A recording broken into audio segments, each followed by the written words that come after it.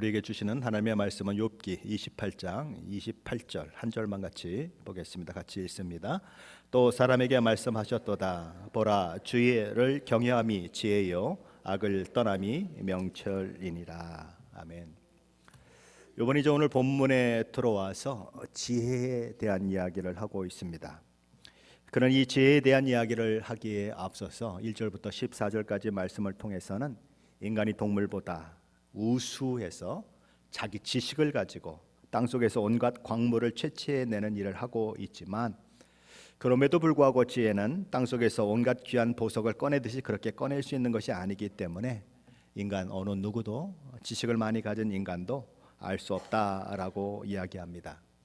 고대에서 가장 중요한 네 가지 광물은 금, 은, 철, 동이었습니다. 이 광물들을 얻기 위해서 인간은 사람이 살지 않는 땅속 깊은 곳을 파고 들어가기도 하고, 혹은 매우 위험한 곳, 사람이 더 깊은 곳으로 내려가면 산소가 부족하기도 하고, 혹은 갱도가 무너질 수 있는 위험이 있지 않습니까? 그럼에도 불구하고 그것을 취하려고 그렇게 아주 깊은 곳까지 내려간다는 것입니다.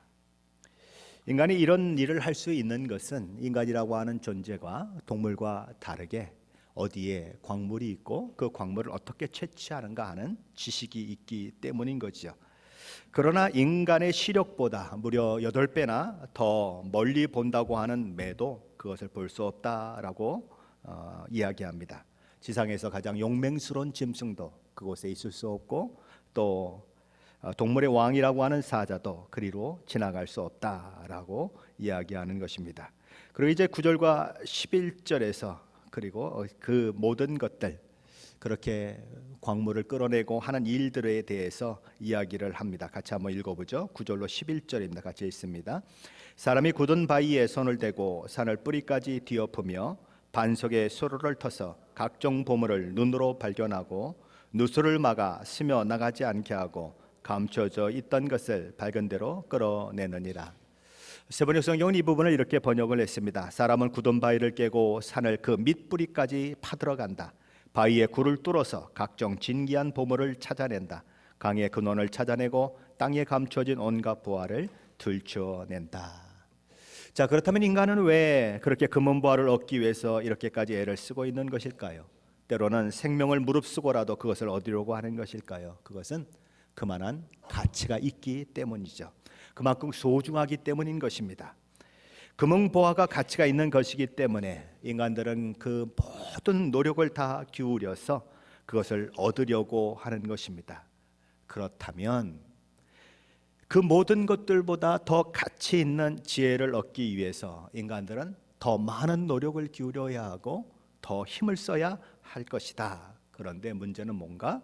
그 지혜는 어디에 있는지 사람들이 알 수가 없고 어디서 구해야 하는지 알 수가 없다라고 오늘 욥은 이야기하는 것입니다. 지혜와 명철을 찾는 문제 앞에서는 인간도 별 수 없다. 땅속에 묻힌 금은보화를 매도 볼 수 없었고, 그리고 용맹스러운 짐승들이 그곳에 접근할 수 없었던 것과 똑같이 인간도 지혜에 있어서는 똑같다라고 얘기하는 것입니다. 그래서 오늘 본문 12절 14절에서 얘기하는 것인데 한번 같이 읽어봅니다. 12절로 14절입니다. 그러나 지혜는 어디서 얻으며 명철이 있는 것은 어디인고 그 길을 사람이 알지 못하나니 사람 사는 땅에서는 찾을 수가 없구나. 깊은 물이 이르기를 내 속에 있지 아니하다 하며 바다가 이르기를 나와 함께 있지 아니하다 하느니라. 지혜를 어디서 얻는지, 명철이 있는 것이 어디인지 땅속 깊은 곳에서 보석을 찾아내는 지식이 있는 인간이라고 해도 결코 알 수 없다. 사람들은 자기가 사는 땅을 두루두루 다녔지만 지혜를 찾을 수가 없었습니다. 그래서 한 번도 가보지 못한 깊은 물속에 혹시나 지혜가 있을까라고 생각을 했더니 깊은 물이 뭐라고 말합니까? 내 속에 있지 않다라고 얘기했다는 거예요. 자, 그렇다면 망망한 바다, 깊은 심연을 가지고 있고 때로는 무서운 폭풍우가 몰아치는 그 속에서 두렵게 하는 그런 바다는 어떤가? 바다는 혹시 가지고 있을까? 그렇게 생각해 봤지만 바다도 뭐라고 이야기합니까? 나와 함께 있지 않다라고 이야기한다는 것이죠. 시적으로 그렇게 얘기하는 것입니다. 세상 어디에서도 지혜를 발견할 수 없으며 명철을 찾을 수가 없다. 인간의 힘으로는 지혜를 발견하는 것이 불가능하다라고 이야기하는 것입니다. 그렇다면 왜 그렇게 지혜를 찾으려고 혈안이 되어야 하는 것일까요? 그것은 지혜가 가진 가치 때문이죠. 그럼 지혜는 어떤 가치를 가지고 있는가? 욥은 두 번째로 오늘 보면 15절로 19절에서 이 지혜는 순금이나 값진 보석을 살 수 있는 값진 보석으로 살 수 있는 것이 아니다라고 이야기하는데, 욥기 28장 15절로 19절 말씀입니다. 한번 같이 읽어보겠습니다. 15절로 19절 말씀입니다. 순금으로도 바꿀 수 없고 은을 달아도 그 값을 당하지 못하리니 오빌의 금이나 귀한 청옥수나 남보석으로도 그 값을 당하지 못하겠고 황금이나 수정이라도 비교할 수 없고 정금 장식품으로도 바꿀 수 없으며 진주와 벽옥으로도 비길 수 없나니 지혜의 값은 산호보다 귀하구나. 욥은 그 당시 사람들이 가장 귀하게 여기고 소중하게 여겼던 모든 보석들 하나하나를 다 열거해 보아도 그 중에 지혜보다 귀한 것은 없다라고 선언하고, 그 보화를 투자한다고 해도 지혜를 살 수 없다라고 이야기합니다. 그러니 이 귀한 지혜를 얻어야 하는데, 이 귀한 지혜를 발견해야 하는데 어디에서도 발견될 수 없는 이런 안타까움이 인간들에게 있다는 것입니다. 뭐 귀한 보석 같은 것들은 땅속 깊이 파고 들어가든지 그리고 돌멩이에 섞여 있는 것들을 녹여서 얻을 수 있지만 지혜는 어디에서도 발견될 수 없는 것이 인간의 안타까움이라는 것입니다. 욥은 그것이 마치 숨겨져 있는 것처럼 되어 있어서 땅속에 숨겨진 것을 들짐승들, 날짐승들이 볼 수 없었던 것처럼 인간도 알 수 없다라고 이야기하는 것입니다. 그러면서 이제 그는 28장 20절로 22절에서 뭐라고 얘기하는지 한번 같이 보십시다. 20절로 22절입니다. 같이 읽습니다. 그런즉 지혜는 어디서 오며 명철이 머무는 것은 어디인고? 모든 생물의 눈에 숨겨졌고 공중의 새에서 가려졌으며 멸망과 사망도 이르기를 우리가 귀로 그 소문을 들었다 하느니라. 도대체 명철은 어디에서 오는 것이고 지혜는 어디에서 오는 것인가? 모든 생물의 눈에 숨겨져 있고 공중의 새에게도 가려져 있는데 오직 조금 희망이 있는 것이 뭔가? 멸망과 사망은 우리가 귀로 들었다, 소문을 들었다라고 이야기한다는 것입니다. 풍문으로 들었다. 무슨 얘기를 하고 있는 거죠? 죽음 속에는 약간의 지혜가 있다는 것입니다. 인간이라고 하는 존재는 죽음을 생각할 때 약간의 지혜를 알게 된다는 것입니다. 잘 나갈 때, 건강할 때 지혜가 없었던 사람도 죽음 앞에 서면 내가 죽는구나 하는 절박한 상황 속에서 인생이 과연 무엇인가, 나는 어떤 삶을 살았는가 생각하게 된다는 거죠. 그래서 후회도 하죠. 너희들은 나처럼 살아서는 안 된다라고 유언을 하기도 하는 것입니다. 죽을 때야 철이 드는 거예요. 그러게 전도서 7장 2절과 4절이 이렇게 말씀합니다. 초상집에 가는 것이 잔치집에 가는 것보다 나으니 모든 사람의 끝이 이와 같이 됨이라. 산 자는 이것을 그의 마음에 둘지어다. 지혜자의 마음은 초상집에 있으되 오매한 자의 마음은 혼인집에 있느니라. 오매한 사람은 사는 데 관심이 있어요. 우매한 사람은 즐기는 데 관심이 있어요. 어떻게 하면 내 마음을 즐겁게 할까? 그것에 관심이 있어요. 그러나 지혜 있는 사람은 죽는 것에 관심이 있다는 것입니다. 어떻게 잘 죽어야 하는가? 죽은 이후에 무슨 일이 있는가? 그것을 생각하면서 오늘 하루를 지혜롭게 살아간다는 거죠.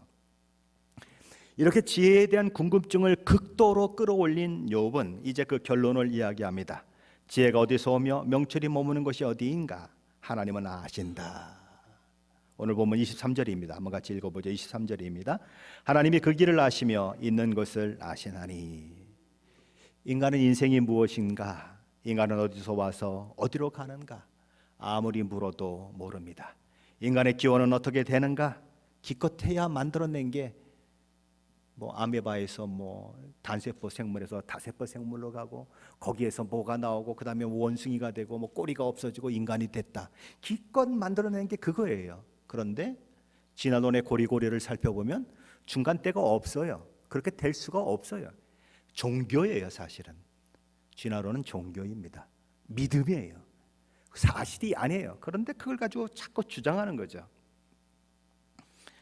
어디서 왔는지 어디로 가는지 몰라요. 인간의 기원이 어떻게 됐는지 몰라요. 과학을 그렇게 연구를 하고 철학을 그렇게 연구를 하고 뭐 그냥 박사학위를 몇 개씩 가지고 있는데 몰라요. 그냥 성경만 읽으면 그냥 어린아이도 알 수 있는 걸 모르는 거예요. 내가 닥친 고난의 의미가 무엇인가 모르는 것입니다. 인간은 해답을 찾지 못하는 거죠. 그것은 욥도 마찬가지였어요. 욥의 세 친구들도 마찬가지였어요. 그들은 당대의 지혜자들이에요. 당대의 지혜자들이 모여서 막 토론하고 서로 변론하고 그리고 막 서로 아니라고 얘기하고 지금 몇 장까지 왔어요? 28장까지 왔거든요. 그런데 해결이 안 나는 거예요. 알지 못하는 거예요. 고난의 의미를 전혀 찾아내지 못하는 것입니다. 땅속 깊은 곳을 파고 들어가서 광물질을 발견하는 지식은 있을지 모르지만 인간의 문제에 대해서 할 말이 없는 사람들, 바로 인간이라는 것이죠. 인간은 도대체 왜 이곳에 있는가? 무엇을 위해 태어났는가? 인간이라고 하는 존재는 어떤 존재인가? 그리고 고난을 만날 때 그 고난의 의미는 무엇인지 인간은 알지 못하는 것입니다. 하지만 온 인류 만물을 창조하시고 인간을 당신의 목적과 계획하신 가운데 만드셨던 하나님, 인류 역사를 시작하셨을 뿐만 아니라 인류 역사를 끝내시고 그 끝자락에 온 세상을 심판하기로 작정하신 그 하나님은 모든 것을 알고 계신다는 것입니다. 물건은 왜 만들어지죠? 이 물병은 왜 만들었죠? 물을 담으라고 만들었습니다. 이것을 만든 사람은 여기에 물이 담기라고 물건을 만들었어요. 하나님이 우주 만물을 창조하셨고 하나님이 인간들을 창조하셨다면 거기에는 하나님의 목적이 있다는 거예요. 그렇죠?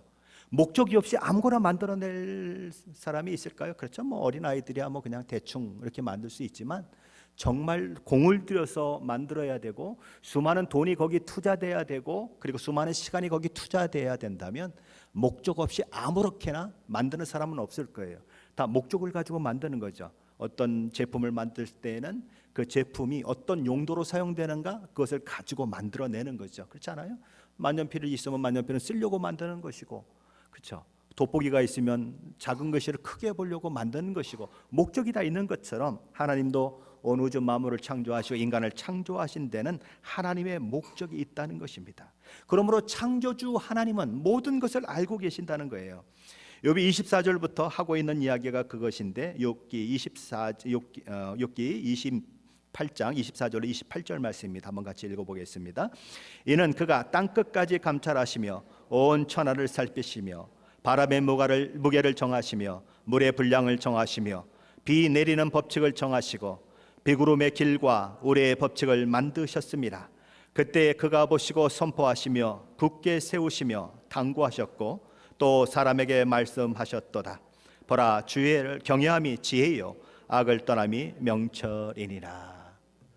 고대 사람들은 바람을 세상에서 가장 가벼운 것으로 생각을 했습니다. 왜냐하면 바람은 휙 불면 막 날아다니고 그러기 때문에 그 시대 사람들은 뭐 공기의 무게를 잴 수가 없었기 때문에 가장 가벼운 것으로 생각했습니다. 아무도 바람의 무게는 잴 수가 없다, 그렇게 생각을 했어요. 그런데 하나님은 인간이 도저히 가늠할 수 없는 바람의 무게를 이미 천지를 창조하실 때 정해 놓으셨다는 것입니다.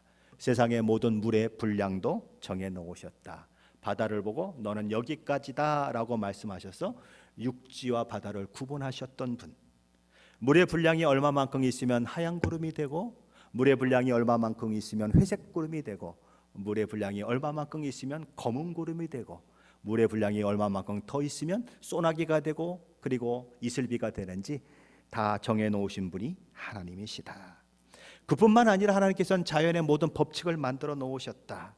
인간이 알고 있는 만류 인력의 법칙, 달의 인력으로 인해서 바다가 썰물이 되고 밀물이 되는 그런 일들, 행성과 행성 간에 서로 인력이 작용해서 서로 잡아당기는 힘이 있어서 공중에 매달려 있는 줄도 없는데 그것이 공중에 그대로 있는 그런 모습들 다 있다는 거예요. 하나님께서는 지구를 중심으로 달이 돌게 만드셨고 태양을 중심으로 지구가 돌게 만드셨습니다. 그래서 수금지와 목도 천해명 그래가지고 그 많은 것들이 이 태양계의 행성을 유지하면서 그렇게 돌고 있는 거죠.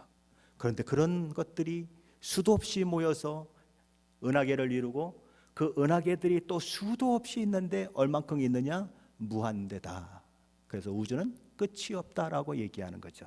인간이 아무리 큰 망원경을 가지고 별을 바라봐도 아직 발견하지 못한 별이 수도 없이 많다. 왜요? 하나님이 창조하신 것이 그렇게 넓기 때문에. 그러면은 가보지 않은 것은 얼마나 많을까요? 망원경을 가지고 보지도 못했는데 가보지 않은 것은 얼마나 많을까요? 얼마 전에 어느 나라에서, 러시아라고 기억이 되는데, 달나라에 우주선을 보내려다가 실패했어요. 50년 전에도 성공했는데 50년이 지난 과학이 더 발달했는데 달나라를 보내는 것들을 실패했어요. 인도는 뭐 성공을 해가지고 거기서 뭘 채취한다 이런 얘기를 해요. 달나라가 어디 있습니까? 지구 제일 가까운 데 있어요. 이제 겨우 거기 가요. 그리고 무슨 뭐 보이저나 이런 것들이 이제 뭐 천왕성 지나가고 명왕성 지나가고, 이 신호가 뭐 거기서부터 여기까지 오는데 뭐 몇 년이 걸리고, 그러면 이게 신호가 제대로 된 신호인지 그걸 어떻게 알겠어요? 다른 것들이 이렇게 막 섞여가지고 이상한 신호가 오는지 누가 알겠어요? 가보지도 못하고 보지도 못한 인간들이 그래도 잘났다고 하는 그런 모습들, 세상의 모습들이라는 거죠. 그래서 28절에서 하나님은 말씀하시는 것입니다. 또 사람에게 말씀하시되 보라, 주를 경외함이 지혜요 악을 떠남이 명철이니라. 참된 지혜란 무엇인가? 여호와를 경외하는 것이다. 왜냐하면 그분이 창조주시고 우리를 지으신 분이시기 때문이다. 우리가 왜 살아야 하는지, 무엇을 목적하고 살아야 하는지, 어디로 가는지 하나님이 다 정해 놓으셨다. 경외한다고 하는 것은 나의 한계를 인정하는 거예요. 하나님을 창조주요 주인으로 인정하는 것입니다. 그분의 말씀에 순종하는 거예요. 그분의 말씀이 이해되지 않아도 순종하는 거예요. 불합리해 보여도 순종하는 거예요. 그러면 참된 명철은 무엇입니까? 악에서 떠나는 것입니다. 이렇게 산다고 누가 알아주겠어? 내가 진실하고 성실하고 선하게 살아도 이런 고난을 만난다면 내가 왜 이렇게 살아야 하지? 라고 이야기하고 싶지만, 그럼에도 불구하고 하나님의 선하심을 끝까지 신뢰하면서 악인의 형통을 부러워하지 아니하고 끝까지 자신의 길을 하나님께 맡기고 걸어가는 것이 명철이다 라고 얘기하는 것입니다. 그렇다면 욥이 이 모든 일들을 통해서 하고 싶은 말은 뭘까요? 욥은 왜 갑자기 지혜에 대한 이야기를 하고 있는 것일까요? 욥이 당하는 지금의 고난의 현실이 하나님의 능력과 지혜와 선하심과 기뻐하신 뜻 속에서 일어나고 있는 일이다라고 그는 지금 신앙을 고백하고 있는 것입니다. 보라, 주를 경외함이 지혜요 악을 떠남이 명철이니라. 어쩌면 이 결론을 내려고 욥기 1장부터 욥기 28장까지 숨가쁘게 달려온지도 모릅니다. 욥기는 사람이 이해관계를 떠나서 하나님을 섬길 수 있느냐는 문제를 안고 출발했습니다. 하나님께서 주신 것이 아니라 하나님 한 분만으로 충분하다고 고백하며 인간은 자기 삶을 살아낼 수 있는가라는 문제에 대해서 사탄은 이의를 제기했습니다. 그로 인해 욥에게 시련이 오게 된 것이죠. 욥은 자신이 당하는 모든 고통 속에서 비명을 질러요. 억울합니다. 이럴 수는 없습니다. 하지만 친구들은 말합니다. 내가 이렇게까지 고난 당하는 것을 보니 넌 대단한 잘못을 범했음에 틀림이 없다. 그러니 지금이라도 회개하고 하나님께 돌아가라. 욥은 그런 친구들의 정죄를 들으며 너무 억울해서 말하는 것입니다. 그렇지 않다. 난 그렇게까지 악한 죄인이 아니다. 한번 너희 생각해봐라. 세상에서 나만큼 의롭게 산 사람이 있는지 한번 생각해봐라. 이제 조만간 나와요. 얼마나 의롭게 살았는지. 저는 그 말씀을 읽으면서 욥의 경건, 욥의 의는 저 같은 사람은 100분의 1도 따라가기 어렵겠구나라는 생각을 했습니다. 얼마나 대단한 인물인지. 그런데 그가 고난을 당하고 있는 것입니다. 누가 맞았습니까? 친구들이 맞았습니까? 아니면 욥이 맞았습니까? 욥이 맞았어요. 욥기를 처음 시작할 때 욥은 이렇게 소개됐습니다. 욥은 온전하고 정직하여 하나님을 경외하며 악에서 떠난 자더라. 그런데 그에게 시련이 왔고 고난이 왔다는 것입니다. 욥은 지혜에 대해 논하면서 뭐라고 얘기합니까? 보라, 주를 경외함이 지혜의 악을 떠남이 명철이니라. 욥은 그런 삶을 산 사람이에요. 자, 그런데 이 동일한 말씀을 가지고 해석이 두 가지로 갈라지더라는 거예요. 욥의 세 친구들은 이 말씀을 어떻게 해석했습니까? 그들은 욥에게 말합니다. 너 빨리 잘못했다고 하나님께 고백해라. 그러면 하나님이 너를 회복해 주실 것이다. 하지만 욥은 이 말씀을 다르게 해석합니다. 지금 당하고 있는 고난을 내가 이해할 수 없지만 그럼에도 불구하고 하나님의 섭리 가운데 이 일을 허락하셨다고 믿기에 나는 보이지 않는 길을 가려고 한다. 이 고난의 상황을 잘 감수하겠다. 그것이 주를 경외하는 것이고 지혜요 명철이라는 것을 나는 깨달았다. 똑같은 말씀인데 두 사람의 해석이 완전히 달라지는 것입니다. 박연숙 목사님은 욥기 강의에서 이렇게 이야기를 했습니다. 신앙이란 하나님을 경외하는 것이고 하나님의 통치에 자신을 맡기는 것입니다. 하나님이 시간과 공간을 창조하신 다음 그 속에서 일하시는 분이라는 것을 인정하여 하나님의 통치가 우리의 운명과 시대와 역사와 전 우주에 미친다는 사실에 대해 신뢰하는 것이 믿음이란 말로 자신의 삶 속에서 구체화되어야 합니다. 그런데 우리는 그런 것 대신에 안심과 만족을 얻으려고 하거나 이렇게는 못하겠습니다라는 불평만 늘어놓습니다. 실제로 이 신뢰에 동참하여 순종하고 자신을 하나님 손에 맡기는 일은 하지 않는다는 말입니다. 예수 믿고 평안하고 예수 믿고 만족을 얻고 거기는 동의를 하겠는데 나를 하나님께서 시간과 공간 가운데 놓으시고 대한민국이라고 하는 것에 태어나게 하든지 아니면 어린 자녀들 같은 경우에는 미국에서 캐나다에서 태어나게 하든지 왜 그렇게 하셨는지, 왜 하나님께서 나를 이런 가정으로 묶어주셨는지, 어떤 가정에는 아들과 딸이 있는데 어떤 가정에는 딸밖에 없고 어떤 가정에는 아들만 셋만 있고 어떤 가정에는 또 아들이 둘이 있고 아니면 딸이 둘이 있고 왜 하나님 그렇게 엮어주셨는지, 그리고 왜 이곳에 시애틀 임마누엘 교회에서 함께 신앙생활하게 하셨는지, 이런 많은 것들이 있는 거예요. 그렇게 묶여진 관계들이 있는 거예요. 근데 그때의 관계 가운데서 때로는 불편하죠. 그렇죠? 여러분 안 불편하세요? 예. 때로는 불편하잖아요. 남편인데 불편해요. 아내인데 불편해요. 그래서 뭐라고 얘기합니까? 평생 왼수 그렇게 얘기하잖아요. 묶여서 어쩔 수 없이 가는 거예요. 그렇죠? 남편이 항상 내 마음에 들게 합니까? 저는 그렇게 못해요. 와이프 마음에 확 들게 못해요. 다 그렇게 불편한 그런 모습도 있지만 엮여서 가는 그런 일들이 있는 거죠. 바로 그렇게 시간과 공간 가운데 하나님께서 저와 여러분을 놓으셨다는 사실을 놓치면 가정이 힘들 때 하나님 앞에 불평하는 것밖에 없고, 자녀들이 말썽 부릴 때 하나님 앞에 불평하는 것밖에 없고, 그 속에서 하나님이 나를 어떻게 만들어 가시는가, 왜 저 사람이 나를 긁는가 생각을 못 한다는 거죠. 여러분에게는 아킬레스건이 있으십니까? 그 부분만 한번 딱 건드리면 막 뚜껑 열리는 그런 부분이 있습니까? 그런 부분을 자꾸 하나님이 건드리게 하시죠. 주변 사람들을 통해서 건드리게 하십니다. 그래서 내가 이만큼이면 됐지라고 생각했다가 그 아킬레스건을 하나 딱 건드렸을 때 내가 탁 튀는 모습을 보면 아이고 아직도 멀었구나 이렇게 생각하고 하나님 앞에 다시 엎드리게 되는 그런 모습이 있는 거죠. 하나님이 시간과 공간 가운데 나를 두셨다. 그걸 우리는 기억해야 한다는 거죠. 사도 바울은 로마서 8장 31절에서 이런 놀라운 선언을 하고 있습니다. 그런즉 이 일에 대하여 우리가 무슨 말하리요? 만일 하나님이 우리를 위하시면 누가 우리를 대적하리요? 하나님께서 우리를 위하시기 때문에 우리를 대적할 수 있는 것이 아무것도 없다라고 말합니다. 정말 그렇게 믿으십니까? 저와 여러분이 겪고 있는 상황, 사업의 실패, 가정의 문제, 건강의 문제, 그 어느 것도 저와 여러분을 이길 수 있는 것은 아무것도 없다라는 거예요. 왜냐하면 하나님이 우리를 위하시기 때문이다. 하나님께서 우리를 위하신다는 이 약속은 공허한 약속이 아닙니다. 왜냐하면 이 약속을 하신 분은 성자 하나님을 저와 여러분을 위해 내어주신, 십자가에 내어주신 분이고, 우리가 우리를 사랑하는 것보다 우리를 더 사랑하시는 성부 하나님이시기 때문이에요. 이어지는 로마서 8장 32절에 이렇게 말씀합니다. 자기 아들을 아끼지 아니하시고 우리 모든 사람을 위하여 내주신 이가 어찌 그 아들과 함께 모든 것을 우리에게 주시지 아니하겠느냐. 아들을 내어주신 하나님, 독생자 아들 예수 그리스도를 우리를 위해 내어주신 하나님이시라면 가장 좋은 것을 우리에게 허락하실 것이다. 그것이 분명하지 않느냐라고 얘기하는 것입니다. 예수님도 마태복음 7장 11절에 이렇게 말씀하셨습니다. 너희가 악한 자라도 좋은 것으로 자식에게 줄 줄 알거든 하물며 하늘에 계신 너희 아버지께서 구하는 자에게 좋은 것을 주시지 않겠느냐. 하지만 이 말씀은 종종 오해되곤 하는 말씀입니다. 우리는 하나님을 다만 내 필요를 채워주는 분으로, 혹은 내가 원하는 것은 다 허락하신 분으로 이해하는 그런 경우가 종종 있습니다. 그 어떤 하나님을 섬기고 싶은 거죠?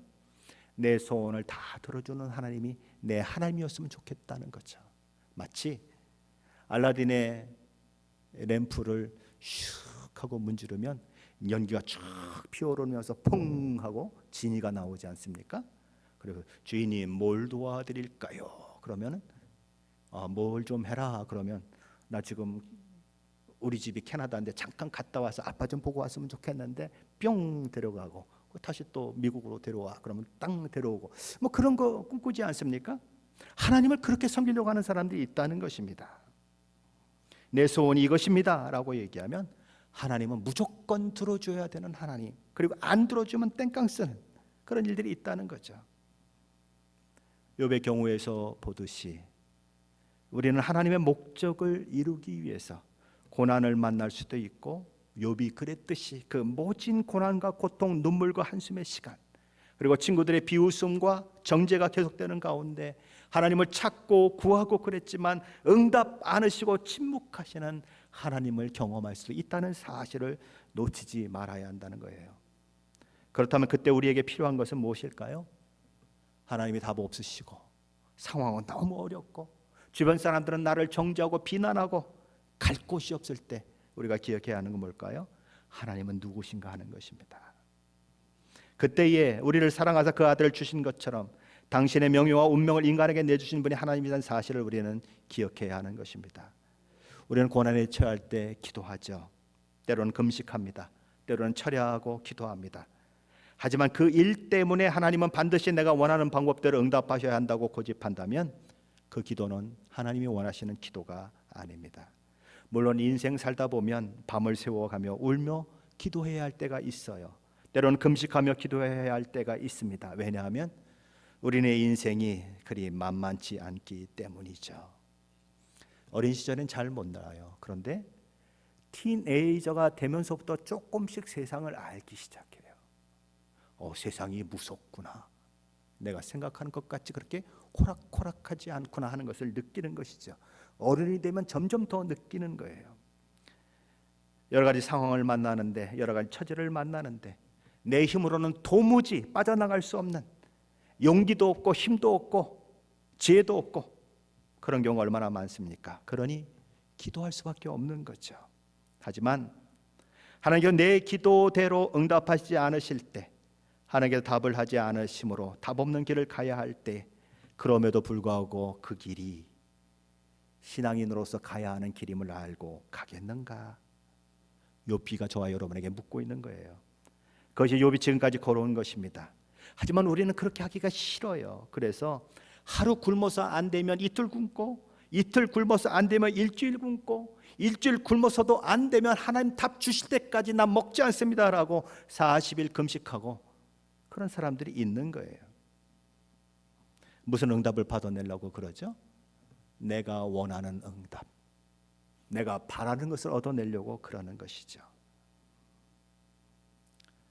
하지만 욥기는 우리에게 묻는 것입니다. 내가 하나님을 정말 경외하는 사람이라면 보상이 없다고 해도 그 길을 갈 수 있겠는가? 답이 없어도 답이 없는 그 길을 인내하며 걸어가겠는가? 묻는 것입니다. 왜냐하면 그 길은 우리 주님이 걸어가신 길이기 때문이죠. 히브리서 5장 7절에서 우리 주님이 걸어가신 길을 이렇게 기록하고 있습니다. 그는 육체에 계실 때에 자기를 죽음에서 능히 구원하신 이에게 심한 통곡과 눈물로 간구와 소원을 올렸고 그의 경건하심으로 말미암아 들으심을 얻었느니라. 예수님이 겟세마네 동산에서 뭘 기도하셨는데요?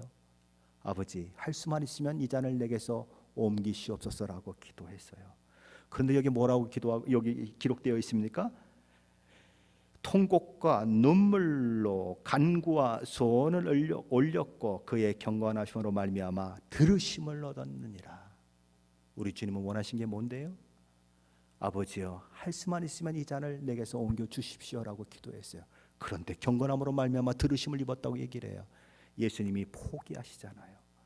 주님, 내 뜻대로 마옵시고 아버지 원대로 하옵소서. 그게 하나님의 들으심을 입었다고 성경 기록하고 있는 거예요.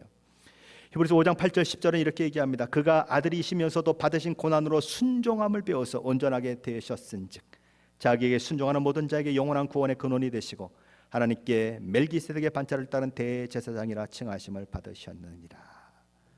성자 하나님이신 예수님은 인간과 동일한 환경, 공간과 시간 속에 들어오셨습니다. 그리고 생각만 하시는 것이 아니고 말만 하시는 것이 아니고 실제 인간으로서 찢기고 피 흘리고 죽음으로 하나님이 정하신 뜻과 계획을 이루셨습니다.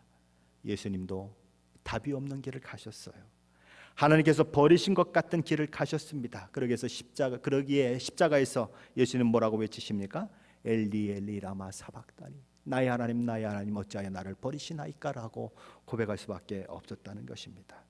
우리 주님은 그 막막한 길을 걸어서 인류를 구원해내시고 영광과 존귀의 자리에 오르셨습니다. 세상 사람 중에 인생이 쉬운 사람이 있을까요? 없습니다. 욥의 고난 같은 고난을 만났으면 좋겠다고 고백하는 사람이 있을까요? 없습니다. 그러나 깊은 땅속을 파고 들어가는 고통의 수고를 통해 금은 보석이 그 손에 쥐어지듯이 어려운 인생길을 가며 고난의 상황을 지나가며 그 속에서 지혜의 근원이신 하나님을 붙드는 자는 정금같이 되어 나오는 은혜를 경험하게 되는 것입니다. 비록 하나님이 보이지 않아도, 하나님의 손길이 느껴지지 않아도, 답이 없는 길을 가는 것 같고 막막한 삶의 연속인 것 같아도, 그럼에도 불구하고 하나님은 여전히 함께 계시며 저와 여러분의 유익을 위해 일하심을 믿고 가는 자가 하나님을 경외하는 자요 명철한 자라는 것이죠. 다니엘의 세 친구 사드락과 메삭과 아벳느고가 있죠. 도라평지에 금신상을 세워놓고 느부갓네살 왕이 거기에 절하라고 얘기할 때에 그들은 절하지 않습니다. 다른 사람은 다 엎드려 절하는데 세 사람만 꼿꼿이 서 있는 상황을 한번 생각해 보십시오. 여러분은 그 자리에서 그렇게 할 수 있을까요? 느부갓네살이 자신의 생명을 주관할 수 있는, 자신을 죽일 수도 있고 살릴 수도 있는 그런 왕인데 죽음을 각오하고 뻣뻣이 서서 나는 하나님을 믿는 사람입니다라고 서 있을 수 있을까요? 이 세 사람은 그렇게 서 있었어요. 근데 느부갓네살이 말하는 것입니다. 이제라도 기회를 줄 테니 가서 금신상에게 절해라. 그러면 내가 살려주겠다. 왕이 또 한 번의 자비를 베풀어 줬어요. 그런데 그들은 뭐라고 얘기합니까? 느부갓네살이여, 우리가 이 일에 대하여 왕에게 대답할 필요가 없나이다. 왕이여, 우리가 섬기는 하나님이 계시다면 우리를 맹렬히 타는 불못불 가운데서 능히 건져내시겠고 왕의 손에서도 건져내시리이다. 그리 아니하실지라도 우리는 왕의 명령에 순종 못합니다. 무슨 얘기예요?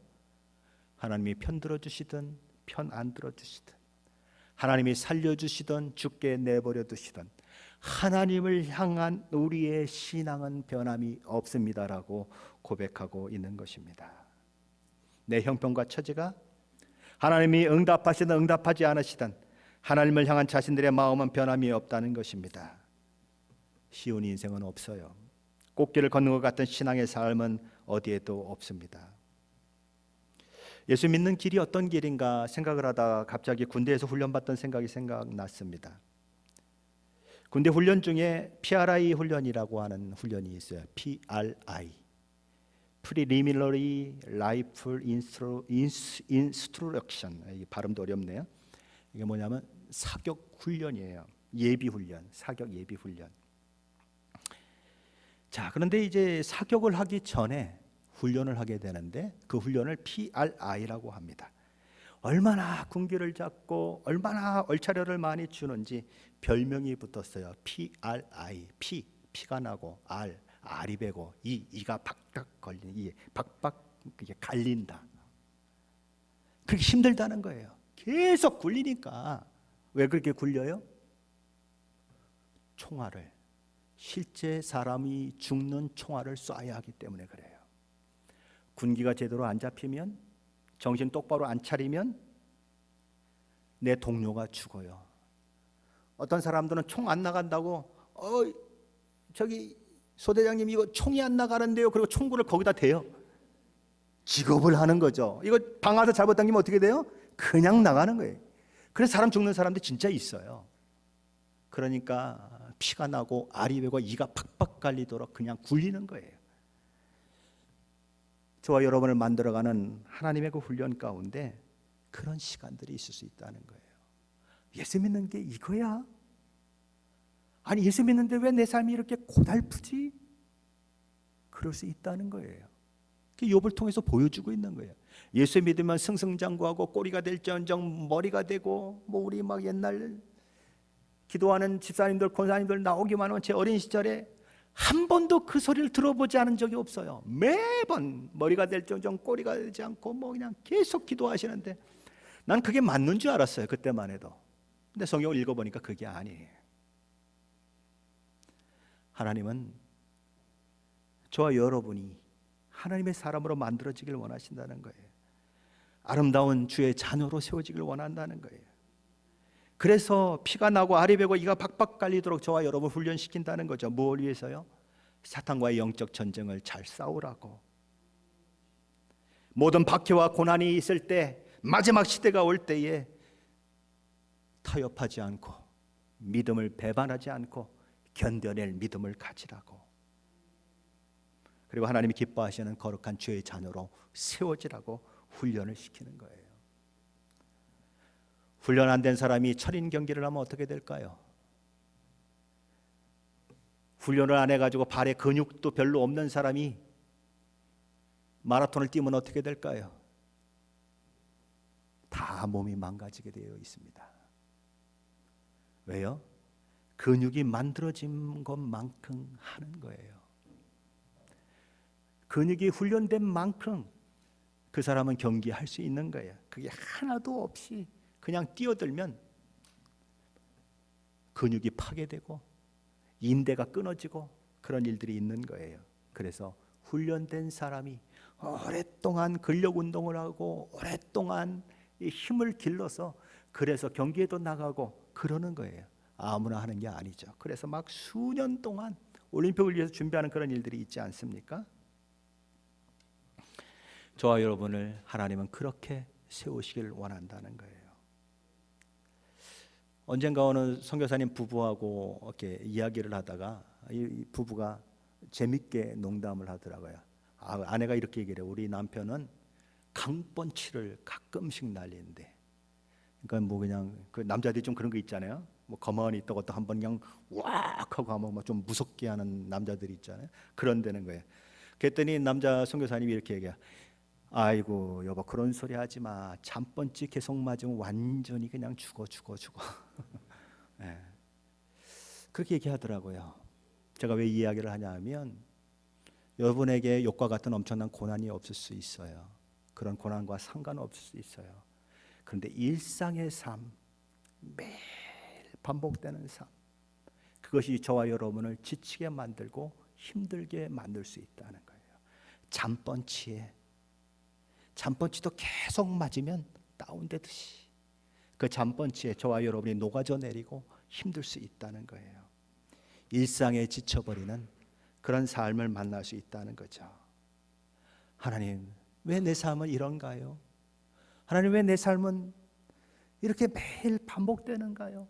그래서 아기를 낳고 애들이 어느 정도 커서 뭐 티네이저가 되고 그래서 엄마하고 별로 말도 안 하고 그러면 여자분들이 가끔 우울증에도 걸리고 내 인생이 내가 이게 뭐야 라고 생각하는 그런 일도 있고 그런 일들이 있지 않습니까? 그게 뭐예요? 일상의 생활 속에서 내가 그 일상의 생활을 견디지 못한 그런 모습을 갖게 되는 거죠. 나의 진을 빼버릴 것 같은 매일 반복되는 삶들, 언제 개선될지 모르는 그런 삶을 살아가는 일상이 우리에게 있을 수 있다는 것입니다. 그냥 처녀 때 딱 보고 마음에 들어 그러고 딱 결혼을 했는데 평생을 참으면서 살아야 하는 80, 90 될 때까지 20대에 결혼했는데 참아야 하는 그런 경우도 있어요. 속이 타고 속이 그냥 찌들어가는 그런 때도 있을 수 있어요. 일상의 삶이 잠번치가 힘들 때가 있다는 거죠. 그때에도 아무것도 보이지 않는 것 같고 내가 그렇게 기도해도 이 사람이 변하지 않는 것 같을 때도 하나님을 의지하고 견뎌낼 수 있는가? 욥이 그 고난 가운데 견뎌내는 것을 생각하며 하루하루 일상 속에서 하나님의 뜻을 이루라고 주님은 말씀하시는 것입니다. 우리 한번 고린도 후서 4장을 한번 찾아보십시다. 7절로 10절 같이 있습니다. 우리가 이 보배를 질그릇에 가졌으니 이는 심히 큰 능력은 하나님께 있고 우리에게 있지 아니함을 알게 하려 함이라.